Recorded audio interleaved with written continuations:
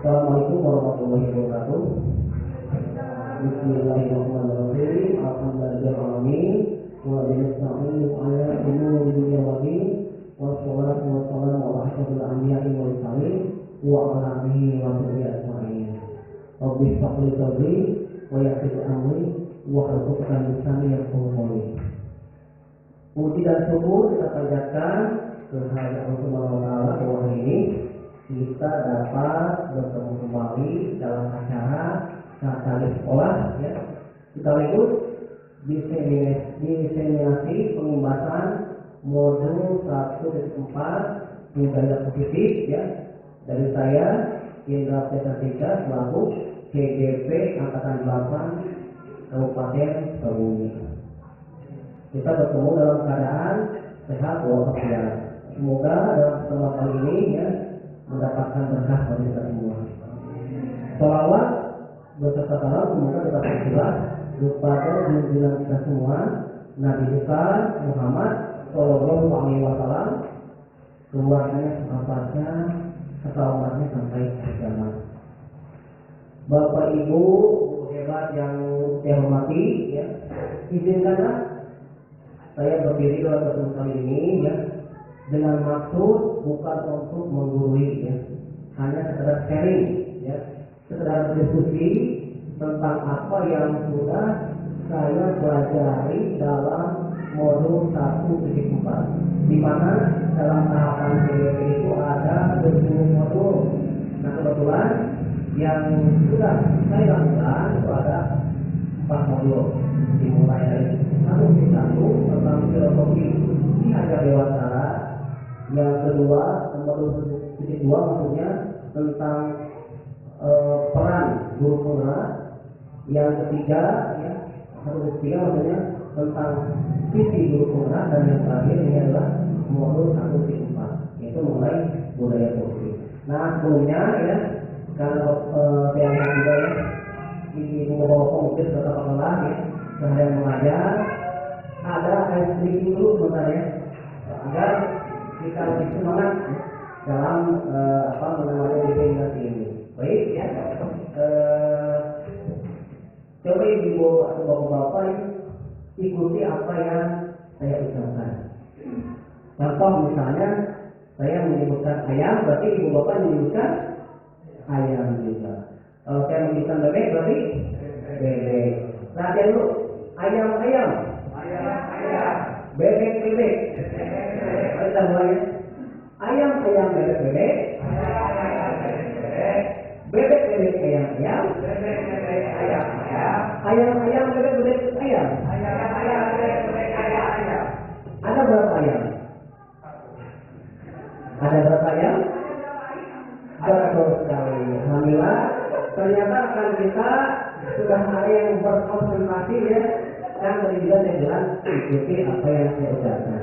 Nah, ketika saya ucapkan ada berapa ayam, berarti ada berapa ayam. Tidak perlu itu ayamnya berapa ya. Baik ya. Saya rasa semua sudah cukup siap ya untuk memulai materi ini. Baik, kita mulai ya, tentang diseminasi ya budaya positif. Dalam budaya positif ya, di sini ada 6 materi ya yang akan saya sampaikan. Yang pertama itu tentang disiplin positif ya dan kebijakan universal. Yang kedua, motivasi hukuman dan penghargaan restitusi. Yang ketiga, keyakinan kelas. Yang keempat, kebutuhan dasar manusia dan dunia berkualitas. Nanti yang kelima, ada 5 posisi kontrol. Dan yang keenam, segitiga restitusi. Mengenai budaya positif ini pasti ya harus kita terapkan dalam tugas kita sebagai seorang guru. Nah sekarang ya kita akan diskusi dulu ya sebelum saya mulai ya. Kira-kira ibu bapak mungkin sudah sering mendengar ya apa yang dimaksud dengan budaya positif. Mungkin kira-kira menurut pendapat bapak itu apa? Budaya positif itu budaya yang bagaimana? Betul Pak ya, budaya yang baik. Mungkin yang baik itu mungkin lebih bisa dispesifikasikan. Seperti apa guru baik itu misalnya?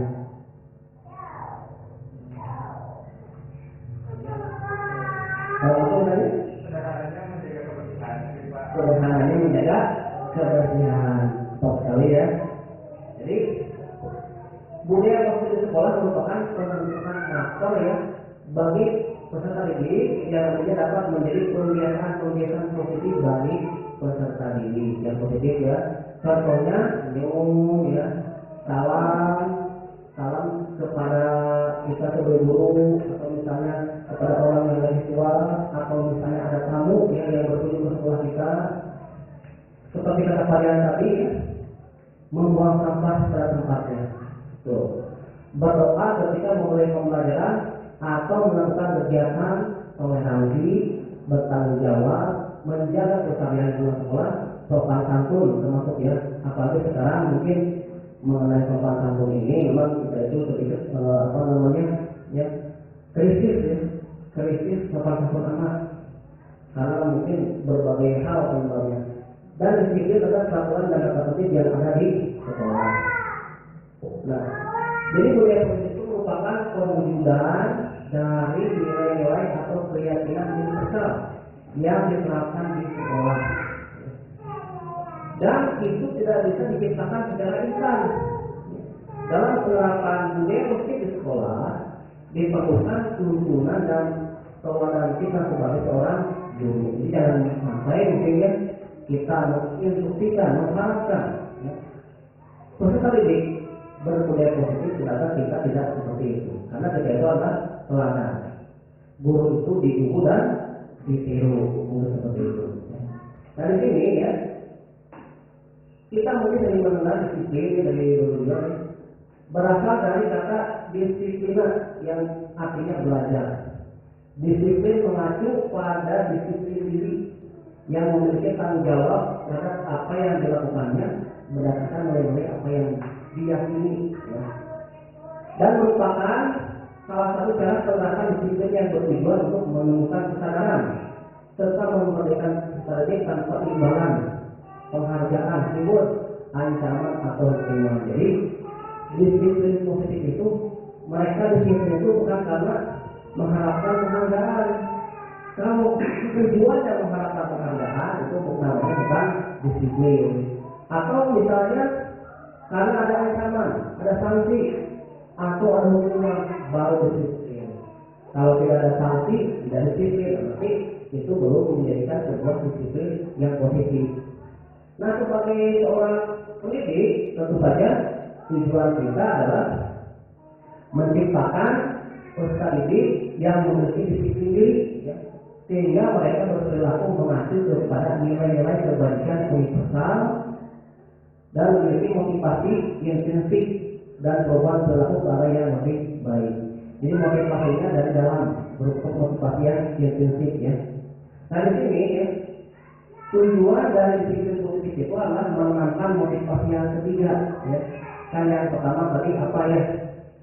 Karena ingin mengharapkan penghargaan ya, reward itu berarti itu masih ekstrinsik, ada sesuatu, ada udang di balik batu gitu ya. Yang kedua karena takut pada ancaman hukuman. Nah motivasi yang ketiga ini adalah ya, menjadi orang yang mereka inginkan dan menghargai diri sendiri dengan nilai-nilai yang mereka percaya. Jadi tujuan dari disiplin positif ini seperti ini. Ya. Adapun kebajikan universal ya sesuai dengan namanya, berarti kalau universal itu ya bersifat global, umum ya, tidak memandang agama apapun, suku apapun atau apapun. Contohnya misalnya di sini cinta Tuhan dan segala ciptaannya. Ya. Saya rasa ya agama manapun pasti yang mengajarkan bahwa harus mencintai Tuhannya. Tidak hanya itu saja. Terus kemandirian dan tanggung jawab itu juga universal ya. Kejujuran, amanah ya. Apalagi sekarang itu memang ada krisis ya tentang kejujuran ya. Diplomatis ya, berarti bersikap hati-hati dalam mengambil keputusan seperti itu. Hormat dan santun, dermawan, suka menolong dan gotong royong, percaya diri, kreatif dan bekerja keras, kepemimpinan dan keadilan, baik dan berhati, toleransi. Ya. Toleransi apalagi yaitu memang ya berada di sebuah negara yang begitu majemuk ya. Kalau sudah keluar sampai ada 500 suku bangsa, ada berbagai macam agama, makanya perlu dipupuk sikap toleransi, kedamaian dan kesatuan. Nah di sini ya ada contoh-contoh nilai kebajikan ya dari sebuah organisasi. Nah kalau di kita ya berdasarkan kurikulum Merdeka ya nilai-nilai kebajikan yang kita anut ya adalah yang harus kita kembangkan adalah profil pelajar Pancasila ya, terutama di kurikulum Merdeka ya, yang sekarang akan kita hadapi. Yang pertama itu beriman dan bertakwa kepada Tuhan Yang Maha Esa dan berakhlak mulia. Yang kedua berkebinekaan global, gotong royong, mandiri, kreatif dan bernalar suci. Nah, itu yang kita kembangkan kepada anak didik kita yang di pembelajaran. Nah sekarang kita lihat IDO ya, IDO Primarius ini adalah organisasi yang apa namanya yayasan pendidikan yang berorganisasi ya. Nilai kebajikan itu hampir sama ya, ada toleransi, rasa hormat, integritas, mandiri, menghargai, antusias, empati, pengetahuan, kreativitas, kerjasama, percaya diri dan komitmen. Yaitu ada toleransinya, ya ada kemandiriannya, sama ada empatinya, mungkin ya. Terus dalam life skill ya atau terlalu hidup itu dapat dipercaya, lurus hati, pendengar dan hati, tidak merendahkan orang lain dan memberikan yang terbaik dari diri. Itu contoh kebajikan institusi atau organisasi ya. Nah institusi ya merupakan unsur utama dalam terwujudnya budaya positif. Jadi tidak akan terwujud ya apa namanya budaya positif itu kalau misalnya tidak ada disiplin positif ya. Sebelum mempelajari modul 4 ya, saya beranggapan bahwa disiplin itu ada hubungannya dengan tata tertib, dengan peraturan dan hukuman. Padahal itu berbeda ya. Karena belajar tentang disiplin positif itu tidak harus dengan memberikan hukuman. Ya. Justru itu adalah salah satu alternatif terakhir. Kalau perlu jangan digunakan sama sekali hukuman itu ya. Karena kalau masalah hukuman ya pasti itu dampaknya jangka panjang Mas. Mungkin Bapak juga atau Ibu juga dulu waktu sekolah pernah dihukum oleh gurunya, sampai sekarang mungkin masih teringat ya apa hukuman yang pernah diberikan kepada kita mungkin. Masalah institusi mungkin akan membuat siswa menjadi dendam. Akhirnya ketika dia dendam, mungkin dia akan menyalurkannya dengan cara yang lain ya, seperti itu. Nah makanya ya, jika kita mau melakukan perubahan yang positif, ya, mulailah dari diri kita sendiri, baru ke orang lain, baru ke peserta didik yang lain. Karena kita itu sebagai guru adalah teladan bagi siswa kita. Apapun yang kita lakukan, ya bisa saja ditiru atau bisa ditiru oleh anak didik kita, ya. Nah di sini ya. Nah di sini motivasi perilaku manusia ya. Karena pada dasarnya ya apa yang dilakukan oleh anak didik kita ataupun kita itu pasti ada motivasi ya yang mendasarinya. Yang pertama ya seperti yang sudah dibahas tadi adalah motivasi ekstrinsik ya. Yang pertama seperti itu. Jadi seperti artinya ya berarti ekstrinsik itu bagaimana? Dari luar. Contohnya untuk menghindari ketidaknyamanan atau hukuman. Nah sekarang saya bertanya ya terutama kepada bapak-bapak ya, alasan menggunakan helm kira-kira yang mana? Helm. Kata ya, menghindari ketidaknyamanan hukuman atau apa? Takut ditilang. Ya. Berarti itu motivasinya masih berupa eksklusif, ya. Tapi kalau saya pribadi, saya akui itu saya sudah motivasi yang ketiga untuk menjadi orang yang mereka inginkan. Yang saya inginkan ya, menghargai dengan nilai-nilai yang saya percaya. Karena menurut saya ya, helm itu ya memang bukan karena takut ditilang oleh polisi ya, tapi memang untuk keselamatan saya, betul ya. Makanya walaupun dia tegak, saya boleh menggunakan helm ya. Juga untuk kesehatan kita, karena memang dalam berkendara itu kan ya ada terpaan angin, ada hujan dan sebagainya. Tapi memang rata-rata ya, kita sudah jauh-jauh ya, rata-rata orang menggunakan helm itu karena motivasinya eksternal, ya, ekstrinsik gitu ya, untuk mendapatkan keuntungan. Ada juga untuk mendapatkan imbalan atau penghargaan dari orang lain. Kalau menurut bahasa Sunda mungkin ingin terpuji, ya, ingin dipuji, ingin dapat hadiah, ingin dapat pengakuan. Makanya dia bermotivasi untuk melakukan hal tersebut. Ya. Contohnya mungkin ya, kalau anak ya, anak kita mungkin ya, kalau misalnya motivasinya masih berupa ingin mendapatkan penghargaan, misalnya dalam sholat misalnya, ada kita yang sholat, dia ngaji, ya, oh anak saya hebat nih, ya. Rajin sholat, rajin ngaji. Tapi ketika kita tidak ada, ya tidak dalam pengawasan kita, ya, mungkin dia tidak melakukan hal tersebut, ya, karena motivasinya masih berupa apa namanya, ingin mendapatkan penghargaan. Nah mungkin kita juga bisa ya introspeksi diri juga ya dalam hal kegiatan ibadah yang mungkin kita itu melaksanakan sholat, puasa, kita kemana nih, ya?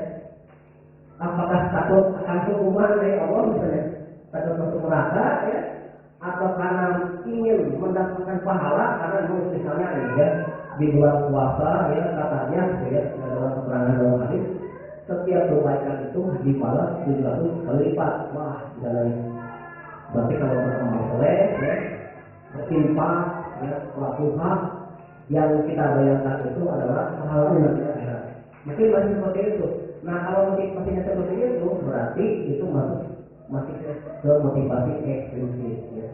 Tapi kalau motivasinya ya kita itu melakukan ibadah itu karena ikhlas, kita itu yang ingin mengabdikan diri kepada Allah ya, seperti Imam Yusuf ya, Nabi itu bukan karena takut akan nerakanya bukan ya, tapi memang ingin beribadah yang ikhlas mengabdi kepada Allah. Itu mungkin masuk ke motivasi yang ketiga ya. Kalau Nabi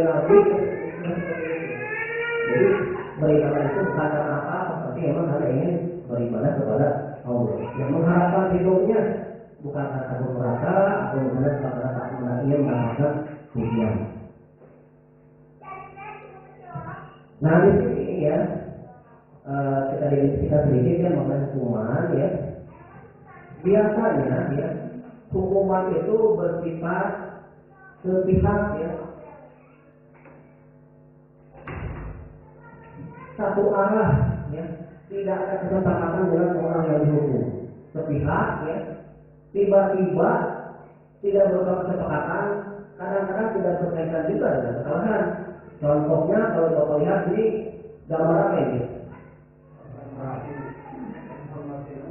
sepertinya anaknya yang dihukum menghormat bendera seperti ini.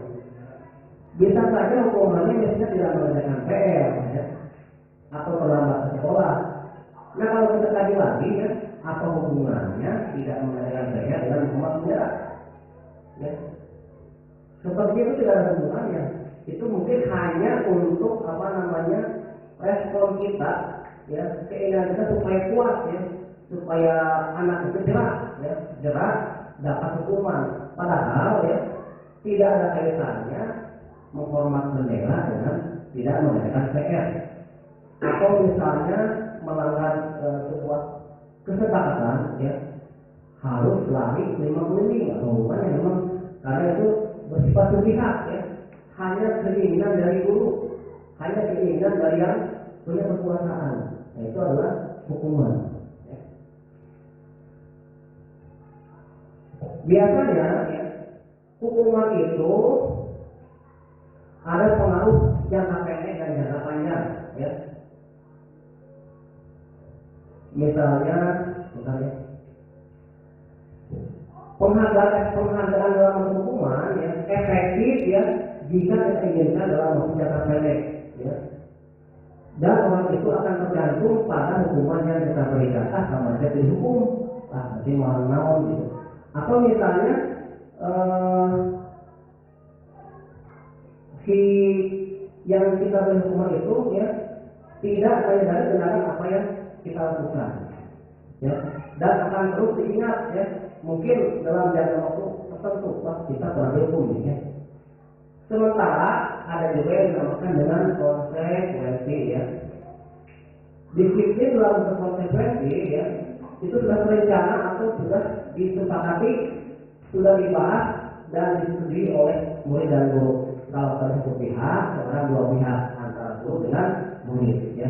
Contohnya, misalnya setelah 3 kali tugas sudah diselesaikan pada batas waktu yang diberikan, ya, berarti murid itu tahu konsekuensinya akan bagaimana.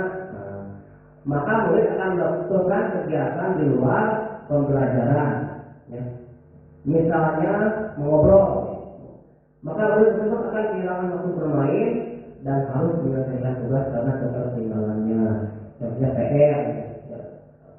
Satu kali dimaafkan, ya, 2 kali dimaafkan. Tapi kalau kamu 3 kali berturut-turut tidak mengerjakan PR, misalnya kamu nanti tidak istirahat, kerjakan PR yang terlewat. Nah, ketika di awal kegiatan sudah ada kesepakatan seperti itu, si murid itu sudah tahu konsekuensi apa yang akan dia dapatkan kalau misalnya dia tidak mengerjakan PR. Jadi 2 arah. Kalau tadi 1 arah, ya, bagaimana keinginan guru, sekarang ada kesepakatan antara guru dengan murid. Nah, ini ada ya restitusi ya. Jadi persoalan dari yang terbuka ya. Nah, sekarang yang akan kita bahas ya mengenai restitusi, bukan hukuman, bukan konsekuensi, tapi adalah restitusi ya. Proses menciptakan kondisi bagi murid untuk memperbaiki kesalahan mereka sehingga mereka bisa kembali pada kelompok mereka dengan karakter yang lebih kuat ya. Bukan memaafkan kesalahan, tapi belajar dari kesalahan untuk menjadi diri yang lebih baik lagi, seperti itu. Nah, di sini ya, ada perbandingan antara hukuman, konsekuensi dan restitusi. Kalau hukuman sesuatu yang menyakitkan harus terjadi. Kalau ketika itu ya biar cerah, berarti kita harus merasakan sesuatu. Pasti akan terjadi sesuatu yang menyakitkan. Ya.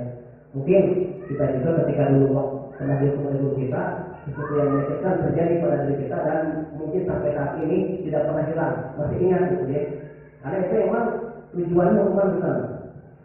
Kalau konsekuensi ya sesuatu harus terjadi. Andaikan misalnya melanggar kesepakatan, ya. Andaikan misalnya konsekuensinya itu sudah dilanggar seperti itu. Sekali ya, 3 kali tidak melakukan PR akan mendapatkan sanksi, tidak bisa istirahat. Nah, itu sesuatu harus terjadi. Tapi kalau restitusi ya merupakan pilihan. Bagaimana misalnya kita atau kamu ya menyelesaikan masalah ini. Yang kedua ya, murid atau anak akan tersakiti. Seperti tadi ya, mau penjara ya dalam jangka waktu 1 jam misalnya. Kalau ya sudahnya ya, mungkin mata juga silau ya. Malu juga mungkin ada relasi teman-temannya seperti itu. Kalau konsekuensi murid atau anak dibuat tidak nyaman. Yang temannya istirahat, ya, dia terpaksa tidak istirahat, tidak menikmati waktu istirahat karena apa? Karena harus mengerjakan tugas lagi yang tertinggal. Tapi untuk restitusi, ya, murid atau anak akan mendapatkan penguatan. Nah, penguatannya seperti apa? Ya, nanti akan kita bahas ya, di sesi berikutnya. Ya. Dan yang ingin ditakutkan ini, sistem tidak akan berjalan bila murid tidak takut. Apalagi kalau misalnya di sekolah tingkat atas SMA ya. Kadang-kadang si murid tidak takut sama guru, gurunya baru dari kecil, muridnya itu kadang besar. Mau ngomong bagaimana ya, muridnya juga tidak takut. tertib ya. Kalau konsekuensi memerlukan metode dan proses terus menerus dari guru. Berarti kalau dikaitkan dengan yang tadi, kita jangan lupa begitu kita. Anak itu sudah berapa kali nih tidak mendengar tugas 1, 2 atau 3, jangan sampai tertukar. Kalau 2 kali sudah dihukum. Berarti 3 kali, berarti itu terus harus kita monitoring ya.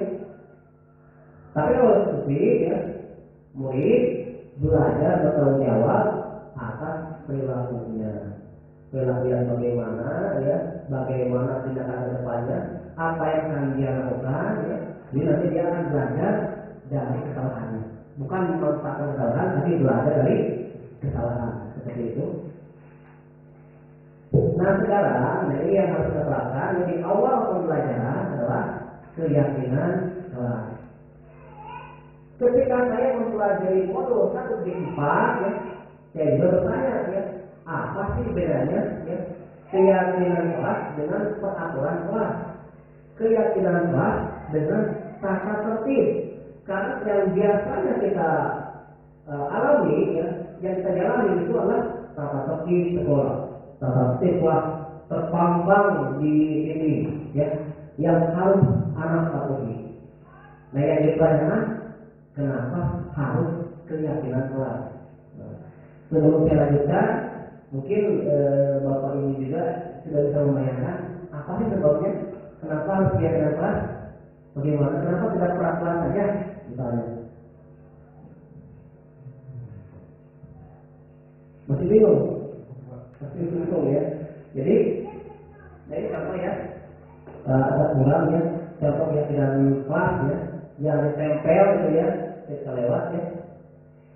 Nah menurut dosen ya, yang melaksanakan keyakinan ini ya, suatu keyakinan akan lebih memotivasi seorang dari dalam ya, atau memotivasi secara intrinsik, bukan lagi ekstrinsik ya.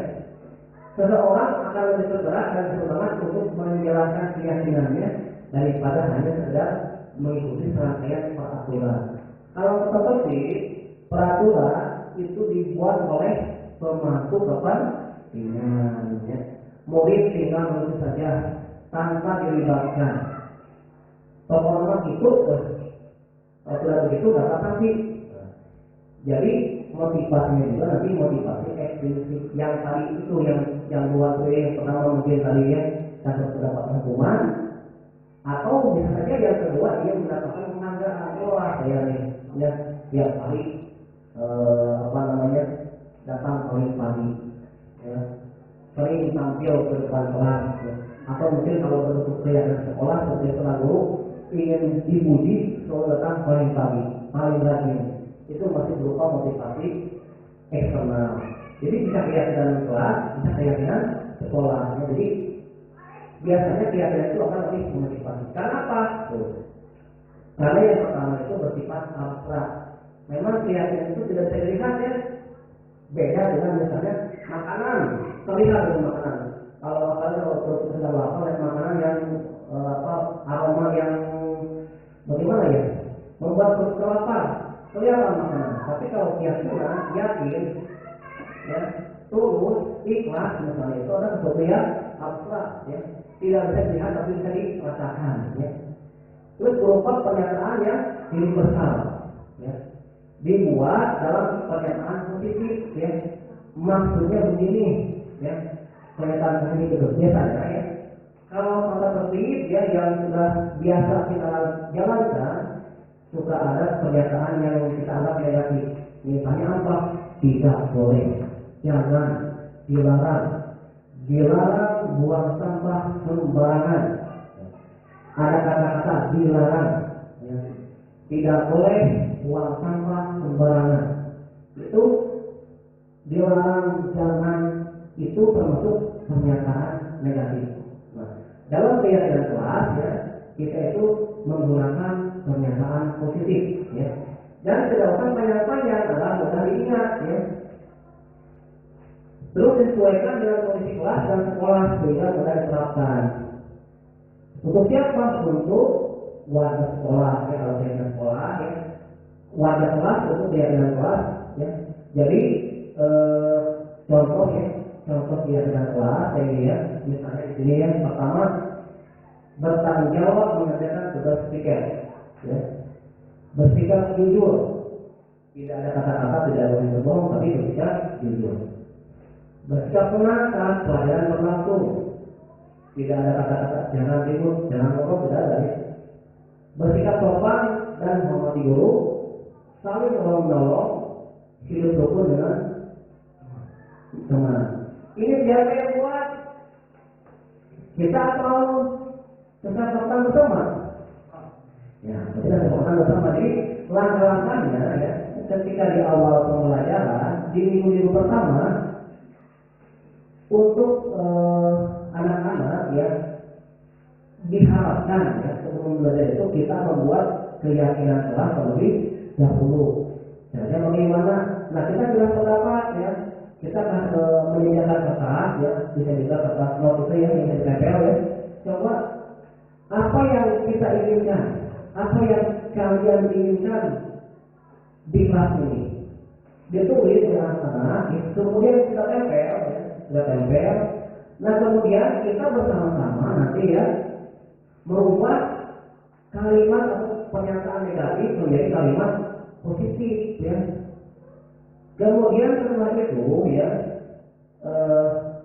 kita jadikan ya apa yang mereka harapkan tersebut yang sudah ditulis tadi, yang sudah kita buat menjadi pernyataan apa namanya positif, kita jadikan menjadi keyakinan kelas. Siapa yang memikirkan? Mereka ya. Maksudnya dengan kita, bukan kita saja yang mikir, bukan satu arah, bukan pemangku kepentingan. Jadi kalau ada kegiatan tersebut ya, jadi diharapkan munculnya motivasi inti dari diri, karena kita yang bikin ya, bukan orang lain yang bikin. Kalau kita yang bikin ya, insya Allah mereka akan apa namanya menjalankannya, karena bukan dari orang lain. Nah sekarang ya dilanjut ke materi berikutnya tentang kebutuhan dasar manusia dan dunia berkualitas. Kenapa ya? Ini ada hubungannya juga dengan peserta didik. Biasanya ya peserta didik melakukan sesuatu itu pasti ada kebutuhan yang ingin mereka penuhi. Misalnya ada anak yang belum sekolah, tidak mengadakan PR, misalnya tidak memperhatikan ketika gurunya sedang menerapkan dalam belajar, itu pasti ada keinginan ya, ada kebutuhan dasar mereka yang tidak terpenuhi, pasti ada yang mereka harapkan apa itu. Nah di sini ya, kalau pengertiannya ya, kebutuhan dasar manusia itu adalah segala sesuatu yang kita lakukan untuk mendapatkan apa yang kita inginkan ya. Karena seluruh tindakan yang kita lakukan, yang mereka lakukan, yang anak ini lakukan, pasti memiliki tujuan tertentu ya. Dan semua usaha terbaik yang kita lakukan adalah dalam rangka agar kehidupan kita terpenuhi dengan baik. Menurut yang penemu ini ya tentang kebutuhan manusia ya, ada 5 kebutuhan dasar manusia yang ada. Yang pertama adalah bertahan hidup ya. Pasti ya juga ya, sudah kita pahami ya, pasti yang pertama itu bertahan hidup. Yang pertama pasti makanan ya, pakaian, tempat tinggal, keamanan, kesehatan. Mungkin anak tidak sekolah itu karena mungkin masalah kesehatan ya, mungkin ya. Mungkin juga karena pakaian, tidak punya lagi atau bagaimana gitu. Pasti ada kebutuhan bertahan hidup. Terus kasih sayang dan rasa diterima ya. Apalagi ini ya, rasa diterima itu kadang-kadang memang ada anak yang merasa dikucilkan, tidak mau sekolah. Ada anak yang tidak mau ngaji, tidak ada teman, dicuekin sama temannya. Nah, karena memang kebutuhan rasa membantu ada rasa diterima, terutama oleh temannya. Gitu. Ada juga ya kebutuhan itu penguasaan, harga diri, keinginan untuk dianggap, ingin memimpin, ya, ingin berprestasi, ingin diakui, ingin didengar. Ya. Jadi ada juga anak ya, yang memang dia itu mempunyai kebutuhan, jadi penguasa ya, dia ingin jadi pemimpin, ingin ditakuti dan sebagainya. Mungkin kita juga sering menghadapi anak-anak seperti itu ya, yang sikap kepada temannya berbeda ya, karena dia itu mungkin ingin dianggap sebagai pemimpin, ingin dianggap sebagai orang yang berkuasa, mungkin seperti itu. Ada juga yang membutuhkan kebebasan, mandiri, memiliki pilihan, mencoba hal baru, mampu mengendalikan arah dirinya. Nah mungkin kita itu kalau masalah ini kebebasan mungkin harus merefleksikan ya. Kalau misalnya kenapa contohnya dalam pelajaran matematika anak pada kurang suka, bosan, tidak semangat.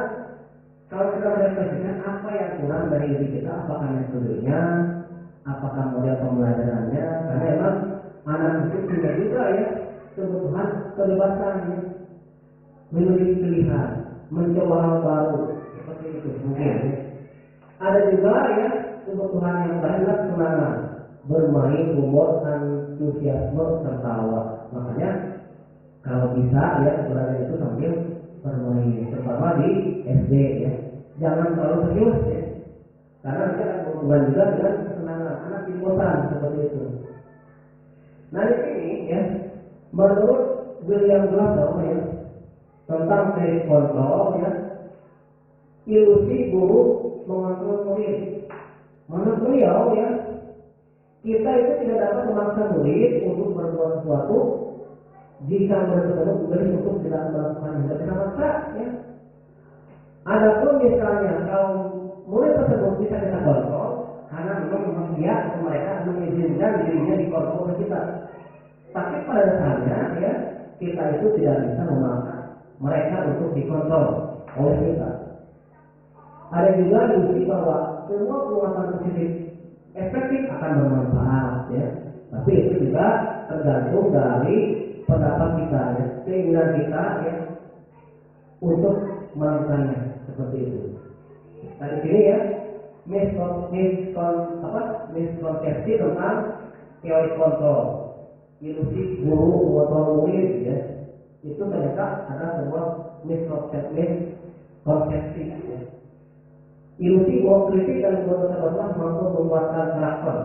Menurut penelitian itu juga adalah miskonsepsi ya. Terus ilusi bahwa semua penguatan positif efektif dan bermanfaat, belum tentu juga ya.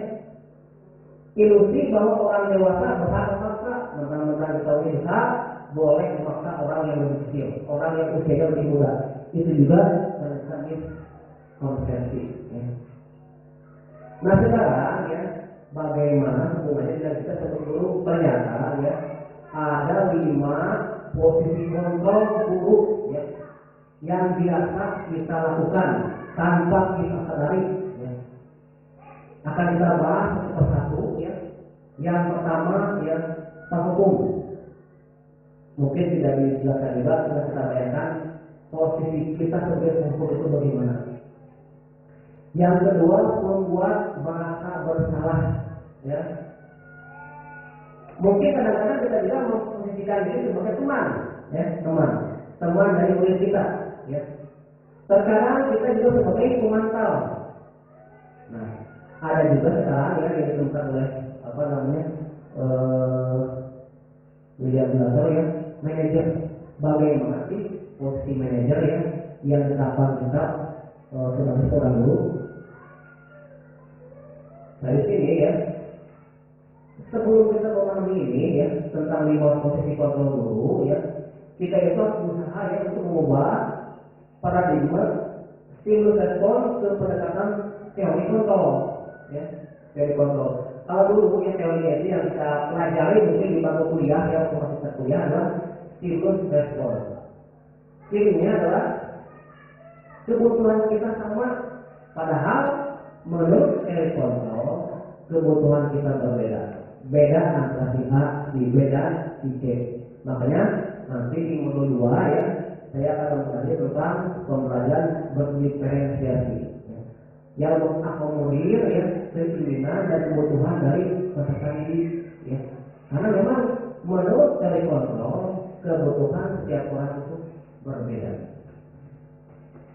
Menurut ilmu respon Semua orang melihat hal yang sama, ya. Padahal setiap orang itu memiliki gambaran yang berbeda. Mungkin boleh kita juga ya, mungkin seperti A sukanya sama guru ini, bukan si B, saya suka dari guru itu, nah, mungkin itu ya. Atau si A, saya suka belajar bahasa Indonesia, tidak, saya suka belajar matematika, mungkin itu. Karena apa?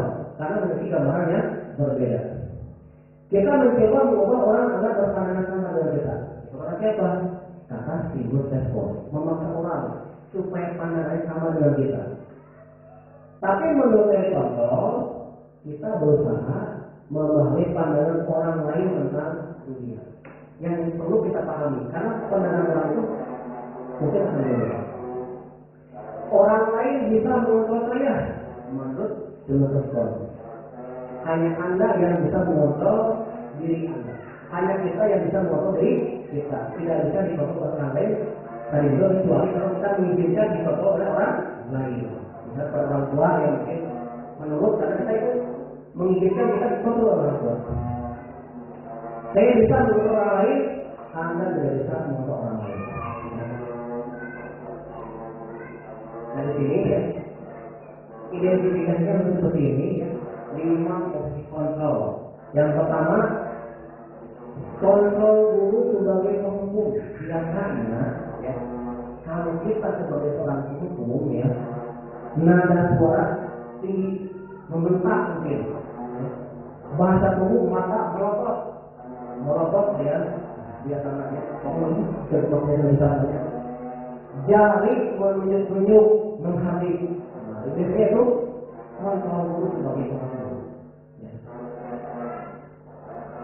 Kalau pembuat merasa bersalah, biasanya nada suara lemah, halus, sedih, bahasa tubuh merasa anak-anak sebagai tahu itu bagaimana kecewa sama seperti itu.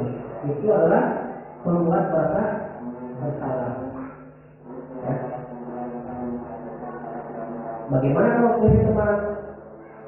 Guru pada posisi ini tidak akan menyakiti ya, namun tetap berusaha memotong murid ya melalui persuasi, mengajak ya, sama akrab, dituruti dengan canda, ya, mata bersenyum kadang-kadang digunakan. Nah, nanti akan kita pelajari efeknya bagaimana kalau kita menetapkan posisi seperti itu. Ada juga yang keempat kan, memantau. Ya. Memantau berarti mengawasi, ya. Pada saat kita mengawasi, kita bertanggung jawab atas orang-orang yang kita awasi. Nah ini ya, yang terakhir yang sangat diharapkan kita pelajari adalah posisi manajerial. Ya. Adalah posisi di mana guru berbuat sesuatu bersama dengan murid, bukan suara, tapi dua arah ya. Memperkenalkan murid, mempertanggungjawabkan perilakunya. Mendukung murid agar dapat menemukan solusi atas permasalahannya sendiri. Pada posisi manajer, guru akan memberikan tanggung jawab pada murid untuk mencari jalan keluar. Permasalahannya tentu dengan guru mencari solusi atas kesalahannya, bagaimana agar bisa memperbaikinya. Jadi boleh diajak diskusi oleh kita supaya bisa belajar dari kesalahan. Ya. Nah ini contohnya ya. Kalau penghukum misalnya tadi ya, hormat pada bendera selama 1 jam. Ya. Mungkin anak juga tadi kita sudah dibahas akan merasa tersakiti, ya. Merasa malu juga dengan temannya ya. Kalau pembuat merasa bersalah, jadi ya, berapa kali ibu, bapak harus beritahu kamu dulu kan yang mengecewakan ibu, kamu kan yang mengecewakan bapak, memuat, ya, membuat rasa bersalah.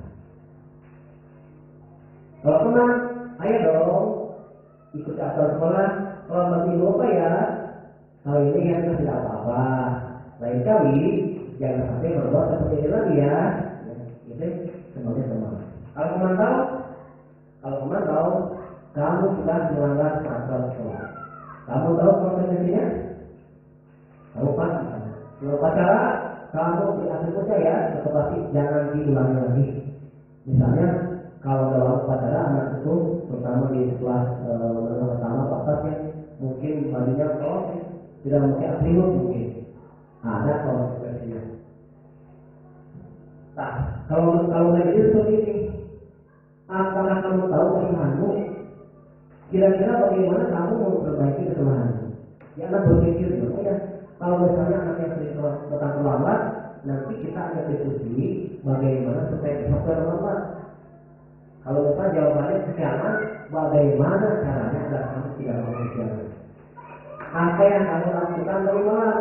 Nah, itu ya. Ya, Pak, misalnya main game dari malam. Kamu boleh main game, tapi sebagai rencana mainnya bagaimana? Mungkin rencana berpikir, oh, orangnya kalau kali main game sejam satu malam, bisa misalnya malam sudah selesai. Mungkin seperti itu. Ya. Kita akan diskusi bagaimana memperbaiki kesalahannya. Nah, sekarang kita akan diskusi ya. Di sini ada beberapa contoh, ya, contoh pernyataan di sini. Kira-kira posisi kontrol apa yang tepat dengan pernyataan di bawah ini? Yang pertama, saya kecewa sekali dengan kamu. Kira-kira posisi kontrol yang mana itu? Betul ya. Sepakat ya? Berarti membuat merasa bersalah. Ya. Kecewa sekali dengan kamu. Kamu tidak pernah benar melakukannya.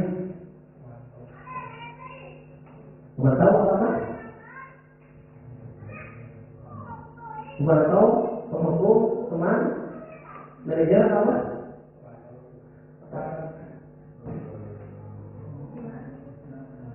Kamu tidak pernah benar melakukannya di anak itu ya dikasih soal salah ya. Oleh sebab itu kamu tidak pernah benar melakukannya. Kata apa itu? Penghukum. Membuat salah, teman, pemantau, manajer. Penghukum. Tepat sekali ya. Mega ya. Jadi kita itu memponis seseorang ya seolah-olah si anak itu tidak pernah benar. Selalu tahu. Kamu tidak pernah benar melakukannya. Padahal mungkin saat ada juga guru yang mungkin ya. Nah ini yang ketiga ya. Apa rencanamu untuk menyelesaikan masalah ini? Pekat ya, manajer. Anak belajar dari kesalahannya untuk memperbaiki diri. Manajer. Ayolah lakukan demi bapak ibu ya. Teman ya. Tahu kan ya, dari bapak ibu. Kamu tidak pernah mendapatkan nilai jika tidak mengerjakan tugas. Apa itu? Soalnya. Kamu tidak pernah mendapatkan nilai jika tidak mengerjakan tugas. Pemantau. Karena ini ada konsekuensi. Tidak mengerjakan tugas, tak ada nilai. Anak kita sudah tahu ya, tidak ada nilai. Itu adalah posisi sebagai pemantau. Tapi ya, tidak mungkin kita langsung memposisikan sebagai manajer. Boleh kita bertahap ya. Mungkin yang jangan ya yang itu ada sebagai penghukum. Tapi kalau bersih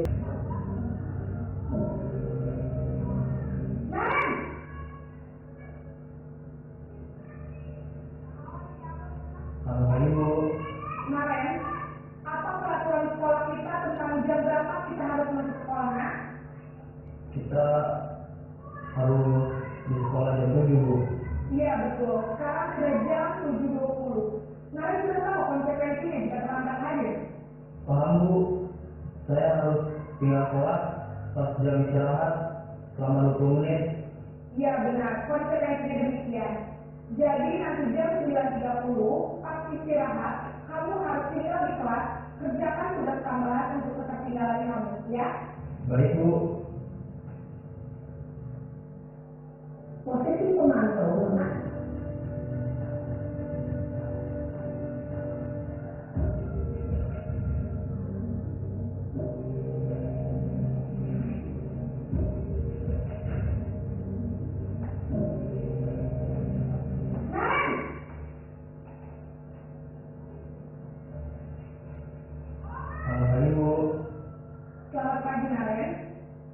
Maaf Bu, saya terlambat. Iya, sekolah masuknya jam 7, sekarang sudah jam 7.20. Jadi sekarang bagaimana nih, Ren? Maaf Bu, saya lupa cara alarm saya semalam. Baiklah, menurut kamu, keyakinan sekolah yang mana yang harus kamu tingkatkan? Menghargai diri sendiri dan orang lain mungkin ya Bu. Setuju. Jadi, apakah kalian meyakini prinsip saling menghormati tersebut? Iya Bu, saya meyakininya. Apakah kalian bersedia memperbaiki masalah keterlambatan ini? Bersedia Bu. Bagaimana kamu akan memperbaiki masalah keterlambatan ini? Saya akan coba berpindah komentar alarm saya Bu. Baik, kalau kalian komentar alarm di rumah, ada orang yang kira-kira bisa bantu mengingatkan tidak? Ada Bu, kakak saya, Kak Emma. Ada lagi selain Kak Emma? Selain Kak Emma, ada ibu saya. Baik, jadi yang mengingatkan Kalian adalah Kak Emma dan ibu kalian. Kira-kira akan mulai ke alarm kapan ya, Ren? Kalau sekolah akan segera saya lakukan. Baik, jadi Karen akan setel alarm untuk bangun besok pagi dan akan diingatkan oleh kakak dan ibu dan Karen ya. Ada lagi yang mungkin perlu dilakukan, Karen? Agar tidak terlambat bangun lagi. Tidak ada Bu. Baik, Karen. Terima kasih untuk kerjasama kamu. Sekarang kamu terus kembali ke kelas untuk belajar. Baik Bu, terima kasih. Posisi manajer adalah Nah, baik Bu Bapak ya, sama-sama tadi kita telah menyimak ya ilustrasi ya dari video tentang 5 posisi kontrol. Mungkin dengan melihat ilustrasi ini kita bisa membedakan ya antara hukum ya tadi hukum terus pembuat satu salah teman ya yang keempat pemantau yang juga manajer. Nah di sekolah ya yang kita harapkan untuk kedepannya ya kita itu memposisikan diri sebagai manajer. Tapi memang untuk ke arah sana tentu kita tidak bisa langsung ya bertahap. Boleh di awalnya itu kita memposisikan diri sebagai teman atau misalnya pemantau. Ya. Yang penting jangan diproyeksi penghukum ya, penghukum atau merasa bersalah, membuat bersalah menurutnya. Dan saya juga ya di modul 1 debat ini yang saya kembangkan dia adalah tentang tentang segitiga restitusi ya, tentang bagaimana ya mengajak anak restitusi ya untuk memperbaiki diri. Dari sini ya suatu proses dialog ya yang dilakukan oleh guru agar dapat menghasilkan murid yang mandiri dan bertanggung jawab. Kenapa disebut segitiga? Karena memang ada 3 tahapan ya. Yang pertama ini ya validasi tindakan yang salah. Ya. Yang kedua menanyakan keyakinan. Yang ketiga menstabilkan identitas. Nah, contoh yang pertama ya menstabilkan identitas ya. Berdasarkan prinsip ya, membuat kesalahan itu adalah bagian dari proses pembelajaran. Justru biasanya kita itu belajar dari kesalahan. Kalau seperti itu, ya. Contohnya kepada anak kita bisa bicara seperti ini, berbuat baik itu wajar. Ya. Tidak ada manusia yang sempurna. Ibu, bapak, teman kalian, orang lain, mungkin orang tua kalian juga pasti pernah melakukan itu. Ibu atau bapak ya tidak mencari siapa yang salah, tapi ibu atau bapak maksudnya ingin mencari solusi dari permasalahan ini. Atau kamu merasa berhak seperti itu. Nah, ini pasti tidak ada salah. Kamu pasti punya alasan mengapa melakukan hal itu. Misalnya kalau anak terlambat, ya, anak berkelahi, anak bertengkar, anak memulai, pasti punya alasannya. Padahal kamu bisa melakukan yang lebih dulu dari ini ya, atau kamu berbangga karena telah melindungi sesuatu yang penting buat kamu. Kamu melakukannya karena mempertahankan sesuatu yang penting bagimu. Ini kata-kata ini ya bisa digunakan ya sesuai dengan permasalahan yang anak hadapi ya. Nah sekarang menanyakan keyakinan. Makanya tadi ya saya himbau ya di minggu-minggu ini di awal pembelajaran ya kita itu membuat keyakinan kelas terlebih dahulu. Dia anak punya keyakinan kelas yang mereka pedomani ya selama kegiatan belajar di sekolah. Ya. Nanti kita jawab bertanya apa keyakinan kelas kita, nilai apa yang telah disepakati bersama, seperti apa gambaran sebuah kelas yang ideal menurut kamu, atau kamu ingin mencari orang yang seperti apa. Jadi ya ada 3 tahapan yang setiap kali ini ya. Paling masih tindakan yang salah. Yang pertama mensadari yang dekat. Yang kedua paling masih tindakan yang salah. Yang terakhir menanyakan keyakinan. Seperti itu. Dari sini ya, ini contoh ya kegiatan segitiga restitusi yang sudah saya lakukan.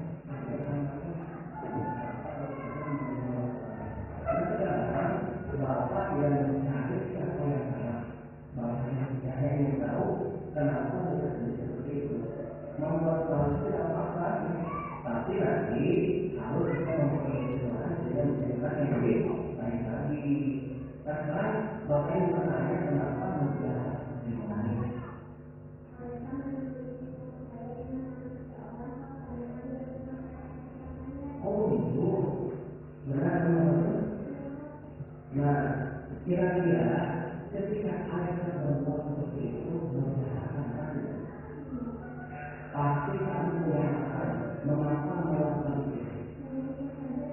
Nah, mari kita bicara tentang keyakinan kita dari sekolah.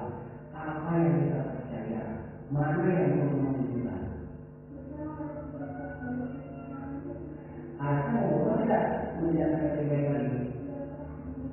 Jika ada berubah, berarti apa?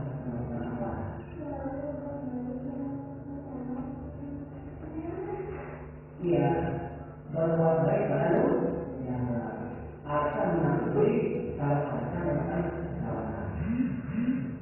Berarti sekarang akan terlibat berbiasa. Dan akan minta maaf kepada Tuhan.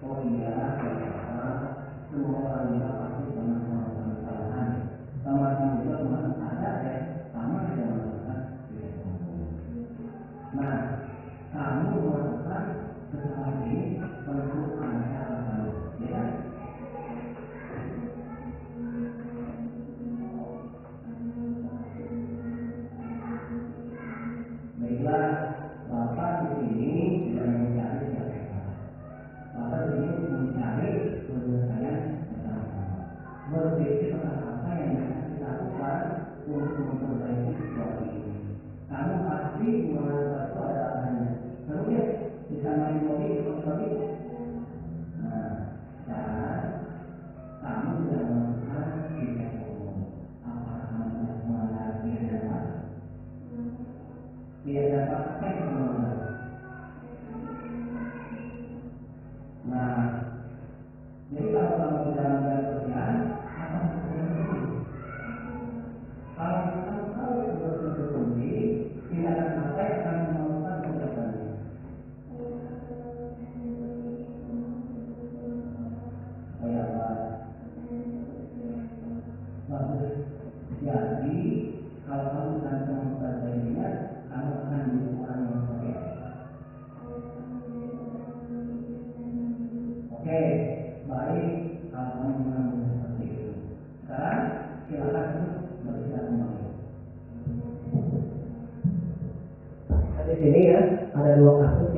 pertama ya, seorang anak ya berjasa menangis ya, dan ada laporan kepada saya sebagai gurunya ya, ternyata katanya bukunya ditulisi nama seseorang oleh Alexa ya.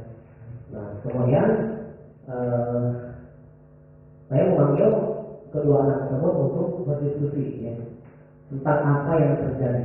Jadi ketika kita datang itu ya tidak lakukannya yang macam-macam, tapi kita itu berusaha menstabilkan dulu situasi agar anak tenang, tidak takut ya. Kemudian setelah itu ya seperti yang tadi, karena memang berbuat salah itu adalah tidak apa-apa, manusiawi lah, semua orang bersalah. Kemudian dilanjutkan dengan validasi tindakan yang salah, tindakan apa yang telah dia langgar ya, tindakan apa yang dia lakukan seperti itu. Yang terakhir bicara mengenai keyakinan apa yang sudah dilanggarnya dan bagaimana cara memperbaikinya ke depannya seperti itu. Yang kedua, kasusnya seorang anak yang pagi-pagi dia padahal dia ada di ruang tingkat umum ya, langsung mengambil bola voli kemudian voli. Kemudian teman-temannya melaporkan ya bahwa Rizali tidak ikut tingkat umum. Nah, seperti yang sudah datang tadi ya, dalam penerapan studi ya, saya panggil anaknya, kemudian yang pertama menstabilkan dulu keadaan. Anak sudah takut, dia sudah mundur, takut mungkin dia akan diberi hukuman. Nah kita stabilkan dulu kondisi anak tersebut agar tidak takut ya. Kemudian validasi tindakan yang salah. Apa yang salah yang Anda lakukan? Yang ketiga adalah menanyakan keyakinan kelas, gitu ya. Apa yang telah dilanggar, bagaimana solusinya agar tidak terulang kembali. Untuk penutup ya, dalam penerapan program diskusi hendaknya guru memiliki standar kepribadian profesional dan sosial yang baik di mana guru mampu merefleksi dirinya. Dalam posisi ini kita menentukan diri sebagai amon ya, manajer. Misalkan kita itu berfungsi sebagai manajer ya, yang mampu bekerja menjadi insan yang mandiri, merdeka dan bertanggung jawab. Baik, mungkin itu yang bisa saya sampaikan dalam kegiatan diseminasi kali ini ya. Terima kasih atas perhatiannya ya. Mohon maaf telah mengganggu waktu Bapak Ibu semua. Wabillahi taufiq wal hidayah. Wassalamualaikum warahmatullahi wabarakatuh.